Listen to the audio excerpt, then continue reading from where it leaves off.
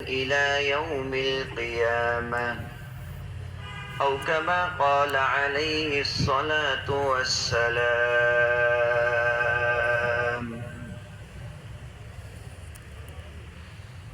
بلغ العلا بكماله كشف الدجى بجماله حسنت جميع خصاله صلوا عليه وآله. سب مل کر میرے سر زورے پڑھیے اللہم صلی علی محمد وعلی آلہ. اور بزرگوں، اسٹیج میں بیٹھے ہوئے علماء کرام والعظام، پھٹکن کاج مدرسہ کے اس خوبصورت واعظ محفل کے میرے پیارے ینگسٹر جبک بھائیوں، مہان اللہ رب العزت کا بے انتہا شکر ہے کہ جس نے مجھے اور آپ کو اس سندر واعظ محفل میں بیٹھنے کی، دیکھنے کی اور سننے کی توفیق عطا فرمائی. الحمدللہ. میں سب سے پہلے اپنے پیارے بھائی حافظ حضرت اقدس حافظ عبدالباسط حسانی نقشبندی صاحب دامت برکاتہم کا شکریہ ادا کرنا چاہتا ہوں.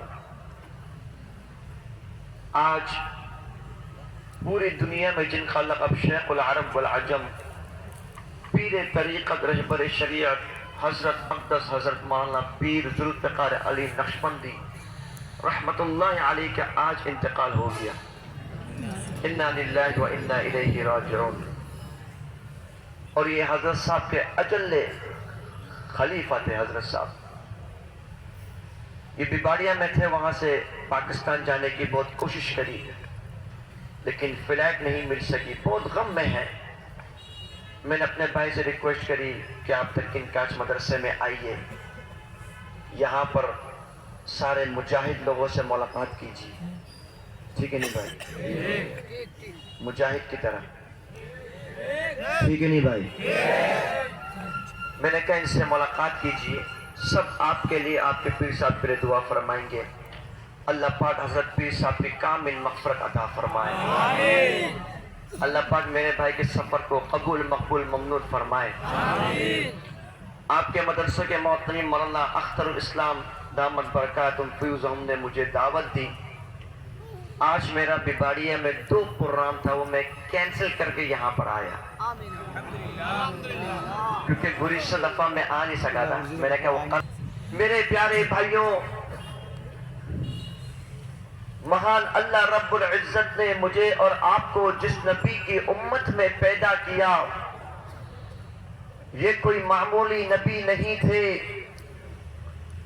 اللہ رب العزت نے اس پرتھوی کی طرف 1,24,000 انبیاء کرام علیہ السلام کو بھیجا، اور ان سارے انبیاء کرام علیہ السلام میں سے حضرت آدم سے لے کر حضرت عیسیٰ تک جتنے پیغمبر رسول گزرے، سارے نبیوں کو اللہ نے کسی کو 2 معجزات دیے، کسی کو 3 معجزات دیے، کسی کو 4، کسی کو 5.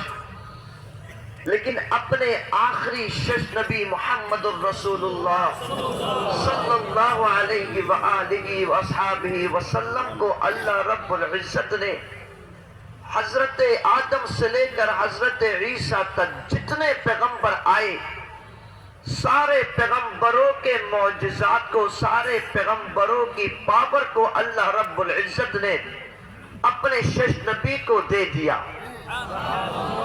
پھر ساری کائنات میں جتنی سندری تھی، وہ ساری سندری خوبصورتی ایک طرف، اور اللہ نے اپنے پیارے پیغمبر محمد الرسول اللہ صلی اللہ علیہ وسلم کو جو سندری دی، وہ سب سے زیادہ سندر تھے. میرے نبی حضرت ابراہیم خلیل اللہ علیہ السلام کی امت سے تھے، ان کی نسل سے تھے. اللہ نے حضرت ابراہیم خلیل اللہ علیہ السلام پر 3 ایگزام کو ڈالا. سب سے پہلا ایگزام کہ حضرت ابراہیم خلیل اللہ علیہ السلام کی کوئی سنتان نہیں تھا. اللہ سے دعا کری، اللہ رب العزت نے حضرت اسماعیل علیہ السلام کو دیا۔ پھر پہلا ایگزام یہ آیا کہ وہ شیطان جب چھوٹا ہے، حکم ہوا کہ اس شیطان کو مکہ کی سرزمین پر چھوڑ کر چلے جانے کے لیے۔ حضرت ابراہیم نے رب پہ اس آرڈر کو ایکسپٹ کیا اور اسماعیل اپنے شیطان کو مکہ کی سرزمین پر چھوڑ دیا۔ دوسرا ایگزام، جب اسماعیل علیہ السلام کچھ بڑے ہوئے تو اللہ نے کہا ان کو ذبح کر دینے کے لیے، انہوں نے اپنے شیطان کو ذبح کرنے کے لیے لٹایا۔ رب قرآن نے کہا وَفَدَيْنَاهُ بِذِبْحٍ عَظِيمٍ، اللہ نے ان کو ایک دمبا جنت سے ہدیہ کر دیا، بھیج دیا، اس میں بھی وہ کامیاب ہو گئے۔ تیسرا ایگزام، حضرت ابراہیم کو رب نے آرڈر دیا کہ بیت اللہ کی تعمیر کرنے کے لیے، کیونکہ طوفان نوح میں وہ بیت اللہ ختم ہو چکا تھا، حضرت ابراہیم نے اپنے بیٹے کے ساتھ اس کو بھی تعمیر کیا۔ تینوں ایگزام پہ اللہ کے اس امتحان میں وہ پاس ہو گئے۔ اللہ نے ان سے جب کہا اے ابراہیم آپ کو میں کچھ گفٹ دینا چاہتا ہوں، پرسکار دینا چاہتا ہوں، تو حضرت ابراہیم خلیل اللہ علیہ السلام نے اللہ رب العزت سے سونا چاندی ٹاکا روپیہ نہیں مانگا، بلکہ رب سے دعا کری والذی بعث فی الامیین رسولا منہم یتلو علیہم آیاتہ ویزکیہم ویعلمہم الکتاب والحکمہ، اے رب لم یزل انہی میں سے ایک امی ایسے نبی کو مبعوث کیجئے جو ان کو کتاب اللہ کے بارے میں تعلیمات دلائے، نبوت کے بارے میں بتائے، یتلو علیہم ان کے اوپر تلاوت کرے۔ چنانچہ اللہ رب العزت نے ان کی اس دعا کو ایکسپٹ کیا، اور پھر اللہ رب العزت نے اللہ کے خلیل اللہ کو ایسا شیطان عطا کیا کہ رب کائنات نے ساری پرتھوی میں وہ خوبصورتی نہیں رکھی جو حضرت محمد الرسول اللہ صلی اللہ علیہ وسلم کو جو خوبصورتی دی۔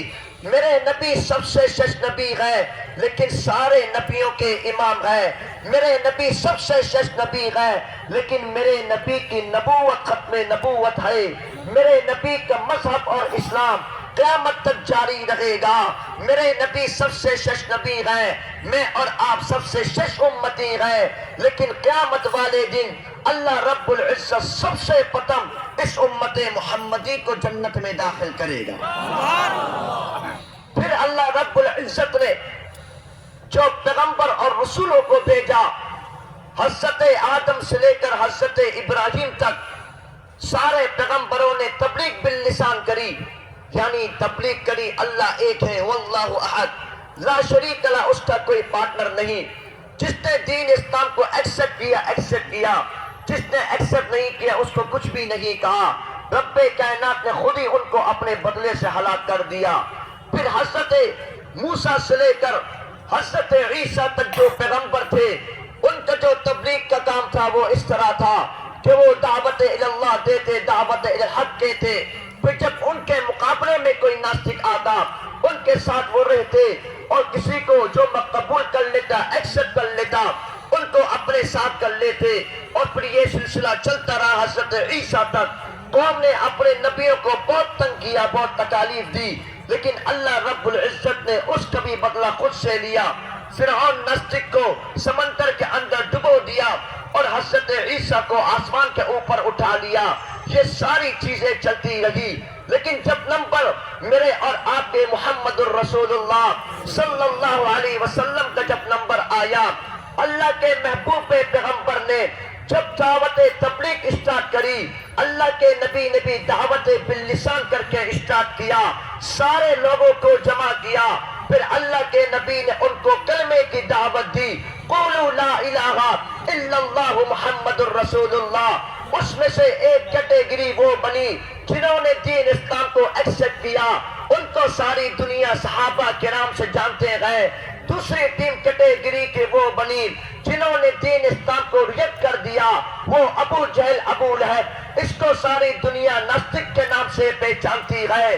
میرے نبی نے ان کو جب دعوت اللہ، دعوت الحق دیا، سامنے سے ناستک نے میرے نبی پر حملہ شروع کر دیا، لیکن وہ صحابہ کرام تھے، وہ صحابہ کرام تھے جنہوں نے میرے نبی سے کہا تھا، اے میرے محبوب پیغمبر، ہم موسیٰ کی امتی نہیں ہیں، ہم آپ کی امتی ہیں۔ میرے نبی پر جب وہ ناستک حملہ کرتے، یہی صحابہ کرام میرے نبی کے رائٹ ہینڈ، میرے نبی کے لیفٹ ہینڈ، میرے نبی کے سامنے، میرے نبی کے پیچھے آ جاتے۔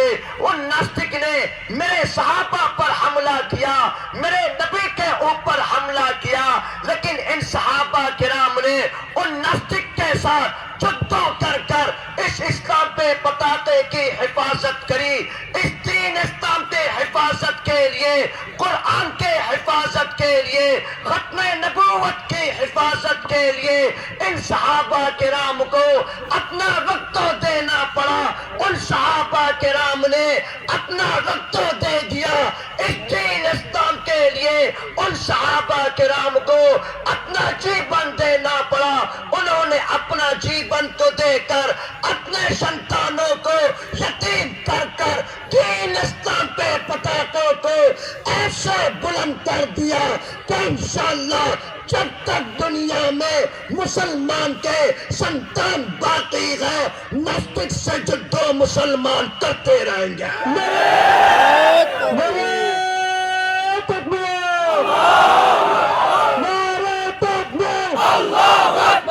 پیارے بھائیوں، آج ہم جو مسلمان ہیں، ہمارا جو اصل راستہ تھا، ہمارا جو اصل وے تھا، وہی وے تھا جو صحابہ کرام کا وے تھا، وہی راستہ تھا جو صحابہ کرام کا راستہ تھا۔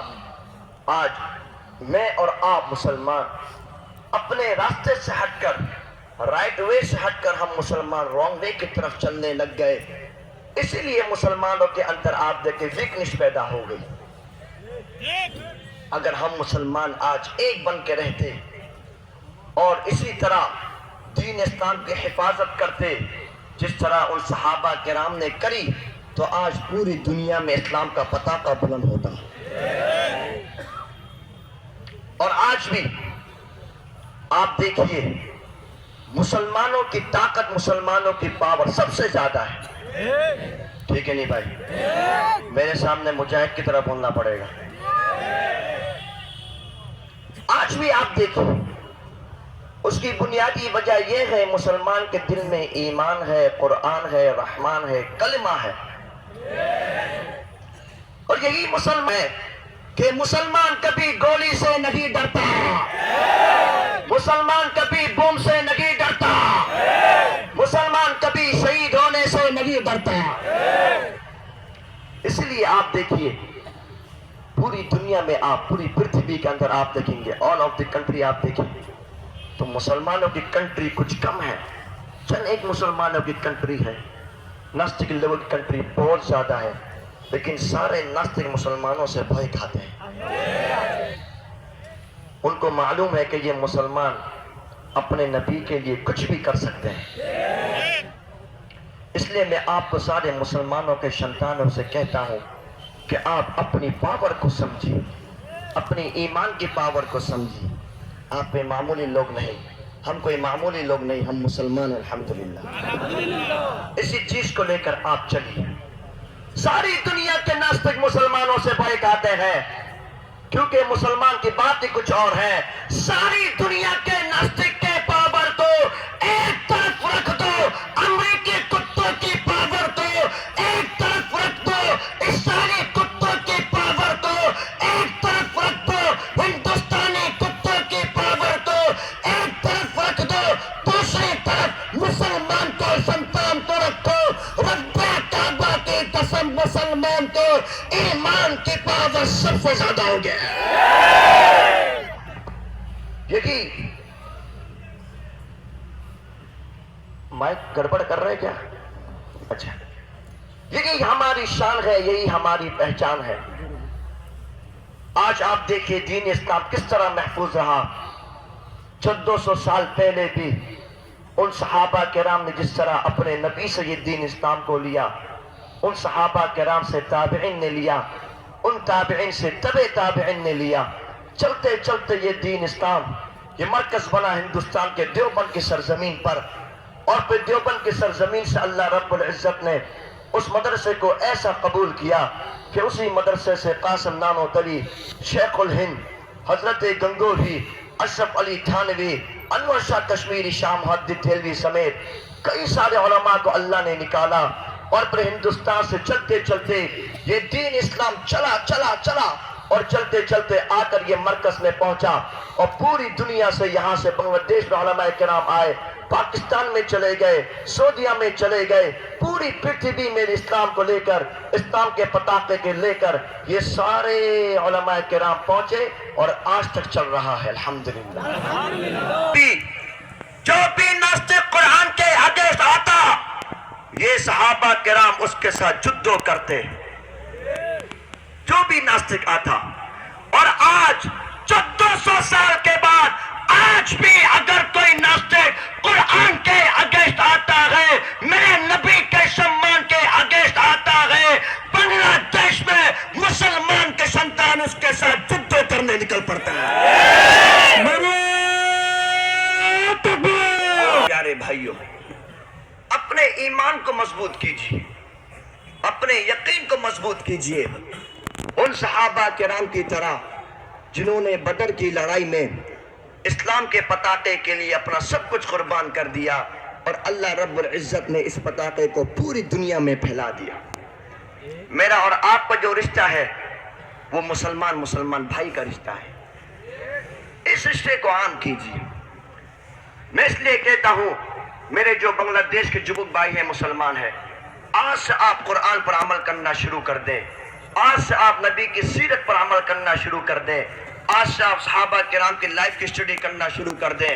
اگر آج سے آپ نے قرآن مجید پر عمل کرنا شروع کر دیا، دین اسلام کی اسٹڈی شروع کر دی، اگر آج جبک لوگوں نے اپنے مقام اور مرتبے کو سمجھ لیا، رب کعبہ کی قسم نیکسٹ بنگلہ دیش قرآن کا بنگلہ دیش ہوگا.